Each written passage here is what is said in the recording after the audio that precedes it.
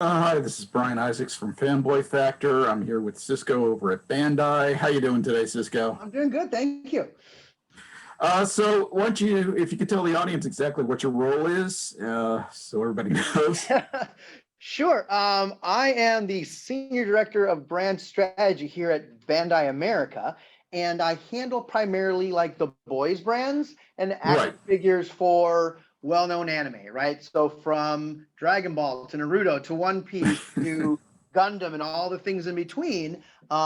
It's really me trying to play with the toys that I never got a chance to have as a kid. One of the best jobs I can only imagine. Knowing that, yeah, because I could be selling cat food or something, right? That would just. So you guys announced that you are coming out with One Piece, Yeah. and a lot of people are so excited. Tell us about how that came to be, and Yeah. So and it's funny because I've known about One Piece since like Toy Fair. So right. but it was a journey of love. So I think you can't really talk about anime without talking about One Piece, right? And you Right. can't talk about anime without anime heroes. So Bandai, we put out this umbrella brand called Anime Heroes that we created these 6.5-inch action figures that were based on the most popular and beloved intellectual properties of the anime world, right? And we started with Saint Seiya and with Naruto, right? And the plan was always to incorporate new IP and new stories and new characters from anime wherever we could find it, right? And put together the best offering. So after Saint Seiya and Naruto, we said, okay, well, what should be the next property that we make action figures for, right? So if we didn't, that would just be criminal not to think of One Piece. Right? Because there's a very short list of the ones that you have to have from the very beginning. And so we knew that one of the ones that we just sort of had to have. So that was kind of a no-brainer. We knew, right? Our struggle, I wouldn't even say our struggle, but our challenge was, how do we make these characters into figures given like how crazy visual One Piece actually is in not with the manga, but with the anime, right? And so what I'm going to do is I'm going to switch cameras. I'm going to show you a close-up of these guys. Let me know when you can see it. Can you see them? Oh, wow. Yes. Yeah. Yes, okay. I can. Yes. So when they said we're going to have One Piece, like, yes, awesome, right? And they say, okay, we're going to have Luffy as our main lead character. And my first thought, I was a little scared. I'm like, oh my God, how are they going to make this work in an action figure? Because he's like skinny, right? Like skinny action figures, not really a lot to get excited about until like they sent me this model, right? Which like they wrapped up and which our main figures are going to be made from. So like, check that out. Like when I first saw this, I'm like, holy cow, they got it right. You know? Oh my God, that sculpt is amazing. Yeah. So like the hat comes off and just like even like the expression of his face, like, and that's what Bandai's known for, right? We do spot on interpretations from the action figures. Right. Like, yes, it's right there, right? So that was Luffy. So I was really excited. And then over here we got like Sanji, and I'm trying to balance the camera and the model, right? So again, right? Like just it's uncanny, right? Everything from the little fire on his feet, right? So that was super exciting. And then over here we have Zoro, and I'm sure your fans know about Zoro, but in case they don't, he fights with swords. One of the swords is always going to be in his mouth, depending on his style. Right? Like that's just cool. Right. And oh God, what I'm really looking forward to is like, so I'm sure you know that Netflix, right? Not only is One Piece on Netflix, but they're having a live action version as well, right? And to say that it is unfilmable, right? You're going to get lots of arguments for and against on like how are they going to make that work in the first place, right? Like how do you show someone in live action fighting with 3 swords with one in his mouth? Like I can't wait to see that, right? Like that's what I'm going after, right? I'm sure there's going to be lots of After Effects, especially with like Luffy and the stuff that he can do. But that's what all the fans are screaming about. Like, how are they going to film this? How is it going to get done? And I'm going to use that to, make sure that more people hear about this property and maybe get into it when they hadn't before. Because one of the things about Anime Heroes that's super cool is not just that they're cool looking action figures by themselves, right? If someone isn't familiar with it, then they'll be like, oh, what's this One Piece thing? And then they'll go on their favorite like streaming service and they'll be like, oh my God, there's like 1,000 episodes and they're not done yet. Right? Like I was going to get a dog, but I decided not to because I'm going to do One Piece instead because it's a commitment, right? So that's a very long way of saying that's kind of how we got to here, right? And if you can think off the top of your head, what other IP, what other characters would we incorporate into Anime Heroes?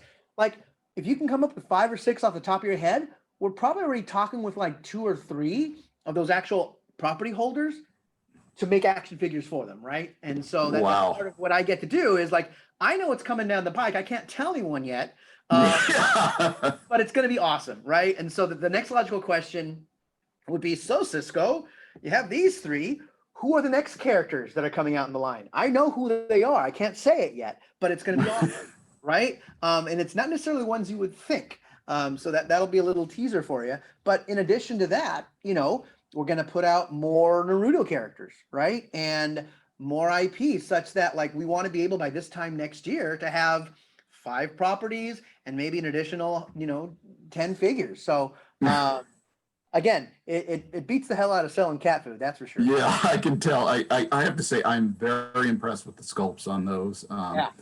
Right to the abs, to the folds and the clothes. It's just way impressive. It's just a plastic figure. It's just, it's a, for me, it's the devil in the details. Little things like that you put into it that just really always amaze me with sculpts. It's just it's funny because I guess I'll use the word technology, right? The technology that goes into creating a figure where like the hair is kind of even pointy, like that's really hard to do. That's not going to like snap off in the mold and stuff, right? Like I'm not an engineer, but like creating something like this where they're not superheroes, right? They're not wrestlers, right? They are representations of what exists in the anime. So they have to be right? You can't fudge it, right? It's not like you can have like a robot or something and you kind of understand. Like if you get it wrong, the fans will let me know. Trust me. They'll be like, how could you do this to Luffy, right? How could you like, nope, the eyebrow is wrong, right? It's like, even if you look at like Sanji, like he has the right eyebrow, not like 5 or 6 seasons later when mysteriously it like switches to the other side because he's part of the hair. Like we think about these details because we know it's going to come out one day. It's really impressive. Now, what are we looking for a street date for these? So we announced last week and we're currently pre-selling now, right? So that's easy enough, you know, your Amazons of the world and hobby channels. And we're looking for an on-shelf date, probably the beginning of April, right? And depending on the retailer, like certain retailers will be like the first week of April in their entertainment section, some might be 2 weeks later. And just depending on when they can physically get it in, right? Just depending on the store, the managers, and all those folks like that. So, but by the end of April, these things will be, you know, available wherever they're sold. Awesome. And what kind of price point are we looking at? We're looking at $19.99, $20. That is a great price point. Can't beat that. You know what? It really is. You know, given the level of like detail and other stuff that's in the market, like if you're a collector, right, that's a gimme. You're just gonna get it, right? But even if you're not like a fan of the show, they're just cool action figures to look at, right? And that's part of the decision-making process that we go through here at Bandai. It's not only are we gonna put forth a character because we can, right? But then we ask the question, is it something that we should do, right? Someone had asked me one time, like, what's your favorite One Piece character? And I'm just like it takes forever, like, because there's just so many. Right? And I'm not going to be the one guy to say I don't like this character when they might have a following that is huge, right? But we have to ask ourselves, like, what should be the next logical character that we add to the line, right? And from a point of view of lots of different things, is it going to look good on shelf, right? If it's just like Luffy's evil twin brother, he doesn't have one. But if he did, who just has like a different color hat, well, then that isn't very compelling from a Right. merchandising point of view, right? Yeah. I want my next character to be completely different. Maybe it's a short person, maybe it's a fat person. Like, we're thinking about those things. I'm not giving hints, but I'm saying is we're thinking about those things of what's going to work for a figure versus something that is so similar that it might not make sense for non-collectors, right? Because ultimately we want more people to watch anime, right? Right. And if there is, and I'll just make up a fake anime of a soldier, right? And everyone's wearing the same uniform, but the only thing different is the face.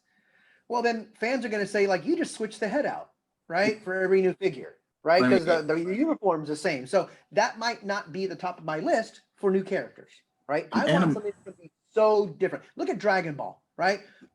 We have like 50 different characters right now. Granted, Goku's hair changes, this and that, but for the most part, every character, they have their own form figure, right? And that's what fans really gravitate towards. And we want to be able to take that model of success and apply that to Anime Heroes such that the next IP that we put in there, it's completely different, right? Like, we've gone super skinny with Luffy, right? But if we were to do something where everyone's this big, huge hulking figure, like, we're going to do that too. It's just a matter of, does it make sense from a fan point of view? What's going to make them happy? And is it going to ultimately, fit in our portfolio of brands? I mean, I've been an anime fan since probably since the 70s. It's amazing how just anime and manga have really been adopted into the American culture recently. Well, not at least within the last 10 years. Yeah. How big it's just become, because it's just like when I was growing up, there was, Gigantor, and then, the Star Blazers, and then, the American version of Gatchaman, which was, Battle of the Planets. That was my first growing up on. Like, I had a crush on Princess, like all of the kids my age do, right? And then I was at Comic-Con 4 years ago, and I saw a cosplayer dressed just like, it was spot on like Princess, and I almost like passed out. I'm like, it's her, right? But it goes to show that it's not niche-y. It really isn't, right? No, it isn't. And I think that, and the phenomenon that we've seen, even from a pure business point of view, is that more people are watching anime now than ever before, right? And that curve is spiking up. And part of the reason, which my own personal theory is, how long does it take to watch an episode? 30 minutes, an hour tops? It takes much longer to make one. So people are consuming content faster than it's being made, which means that people are now saying, oh, I'm going on Netflix or something, and I've seen all these things, and oh, that's interesting. And they click on it and they see, oh my God, there's 30 seasons, right? They're now used to long form content and characters that they can gravitate towards, and they want to own a piece of that thing, right? And as a result of that, like, we're seeing success in the action figure space, right? We're seeing more people seeing it as a good story, right? Not just, oh, it's a cartoon. I think a lot of people have sort of turned that corner in terms of like where drama. Well, in general, it's just like, anime just isn't, for the longest time, a lot of people was just like, oh, it's just science fiction, Japanese cartoons. And it's just like, no, there are ones that are just dramas, love stories, thrillers. It just happens to be an animated feature, right? But it doesn't necessarily, it has to do science fiction. It's just, and I think whatever it wants to be. And One Piece, I think, exemplifies that, right? Like, if someone were to ask me, so what's the story of One Piece? I'm like, oh my gosh, like, other than like, Luffy wants to be king of the pirates and he goes on adventures. Like, that's the short line, right? The whole point is there are hundreds of these little islands in a crazy world that has its own rules, and there are friendships that evolve over time, and people leave and they come back literally 4 years later in real time as if they never left, right? Like, it's not an easy read per se, right? No, it isn't. You have to pay attention to it, right? And I think that's the power of a story, because yes, you can have tons of battles, right? And you can have exotic locations, but if you don't have the basics of a story to tie it all together, people are going to get bored really fast. Yeah. And I think the reason why One Piece has succeeded as much as it has is because it depends on that story, which is still going, right? I mean, they're not. Well, they're very character driven too. That's the other thing. It's just not straight action. They're very character driven stories, and that's what really makes it. Yeah, and so we try to capture that into the figures, right? In terms of all the different forms, in terms of costumes and deco changes, and that stuff that we're thinking about right now. Like we already let the cat out of the bag. Like, here's Luffy, right? Luffy doesn't always look like this. So Right. are we going to make another Luffy? Probably. Which version? Like, we're thinking about it, right?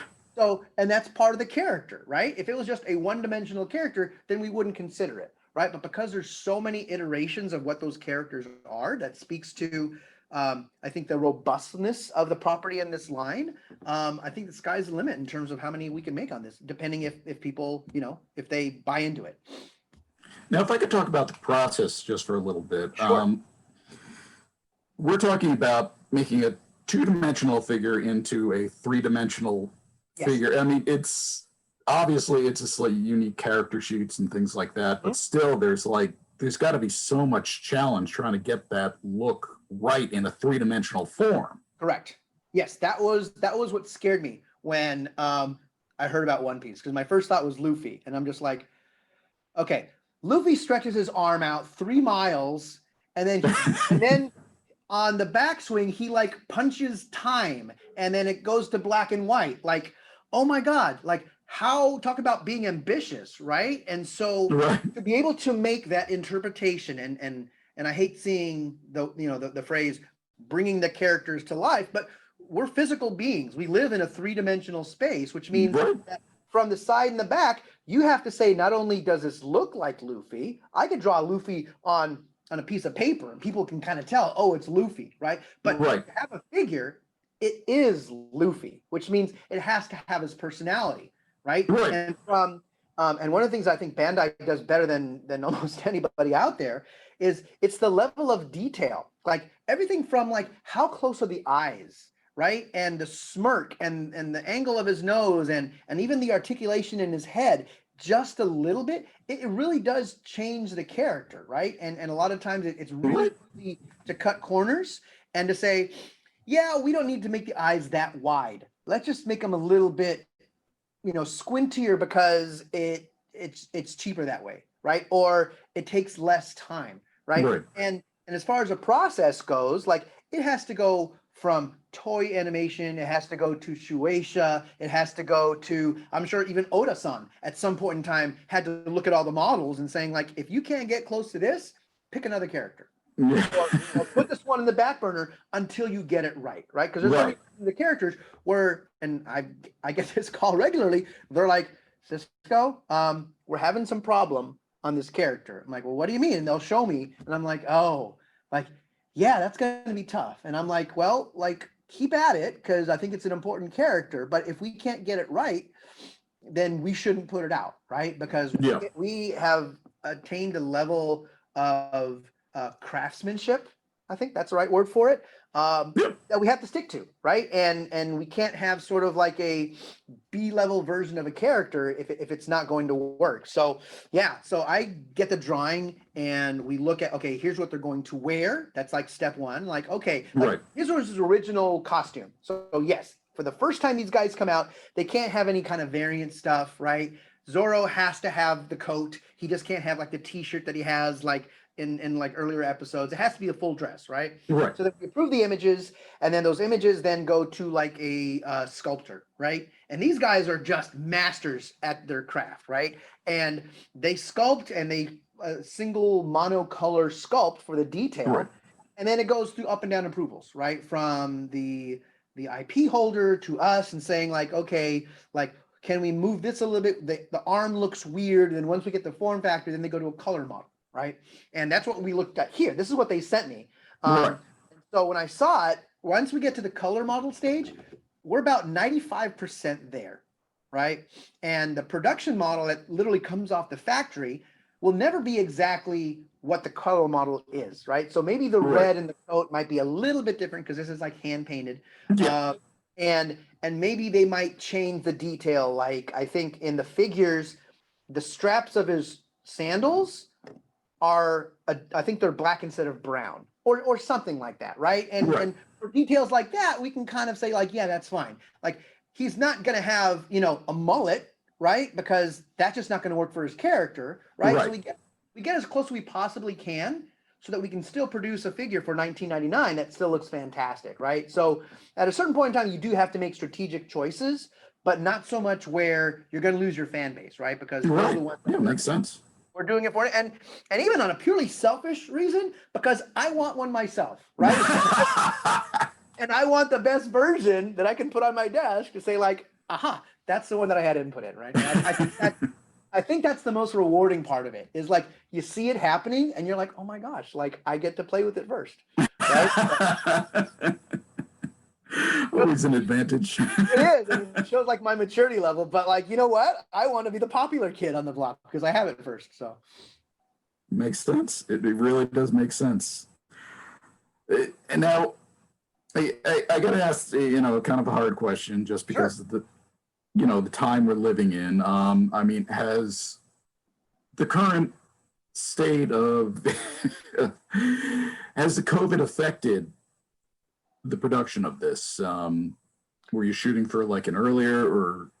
And I don't mean to pry, and I do apologize. No. I mean, no, that's a valid question. So generally, right, your timeline from the time you're going to do something to the time you get a picture, to the time you get a model, to the time you get a final thing, it's about 18 months, right? And so depending on where you are in that 18-month cycle, there are certain things that don't require a whole lot of factories, right? Okay. That don't require a lot of people in close proximity to do stuff, right? So the way that the timing worked out for this, like as when we started, when we had to like ship product out, people in China and the factories had already started coming back, right? Okay. So we weren't really affected too much. I think the only thing that maybe affected this particular project might be the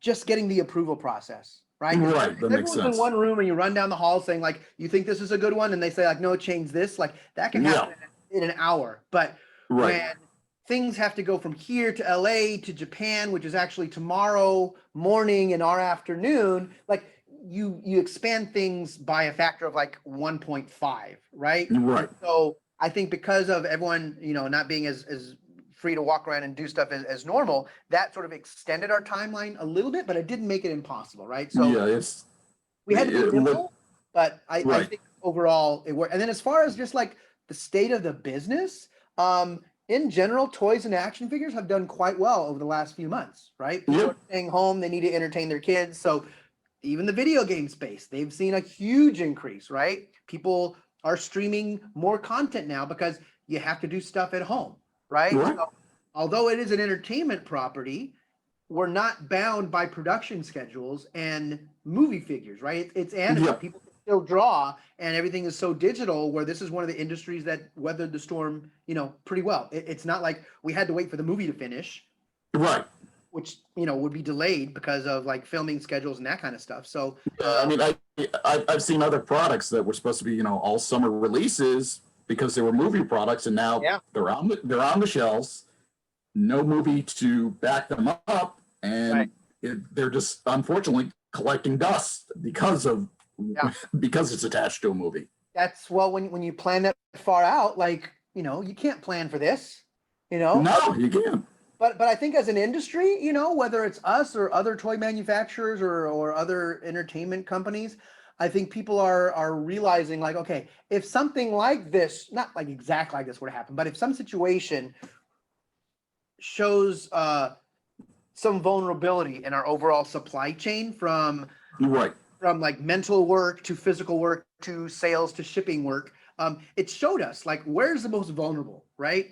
And people are comfortable working from home, I think more so now than ever before, right?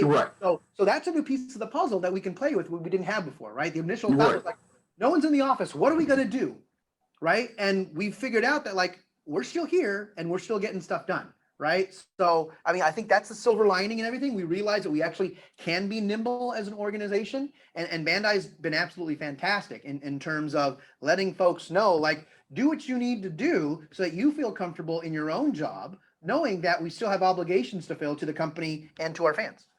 Right. Makes total sense. I mean, it's my day job is doing logistics on a daily basis. So it's just, logistics channels. At least at this second in time when this is recording, it's the COVID on top of the holidays is not exactly helping anything. Yeah. And trying to get anything from point A to point B is proven challenging, to say the least. But that should, we're slowly getting out of the holiday season, so everything should start going back down to normal then. Yeah. I can't help but notice behind your left ear, is that the Frontier Wonder Woman? Yes, it is. Yep. I have an huge, huge fan of Darwin Cook, and we're in good company. Yeah. Cisco, I really appreciate you taking time. These look amazing. Thank you. Well, I didn't do it, but hats off to the developers of Bandai who were able to make it happen. And the last couple series of Anime Heroes have just, they've looked amazing. They look like they've jumped right out of my television onto my lap. It's just amazing stuff that you guys are really doing. Yeah, no, we're very proud of it. Yeah, thank you. Yeah, we're looking forward to see how they work in the coming new year. I'm sure they're going to be, I have a lot of friends, die hard. I mean, I like One Piece, but there are people who just know so much more than me, and they are just, the buzz has been insane about these. They're just losing it and just can't wait for it. So yeah, no, I'm sure they're following us, but we listen to them. If they say, give us this character, and enough people do it, we'll listen. I mean, that's what we're all about. Well, thanks again, Cisco. I really appreciate you taking the time. Ryan, it's been a pleasure.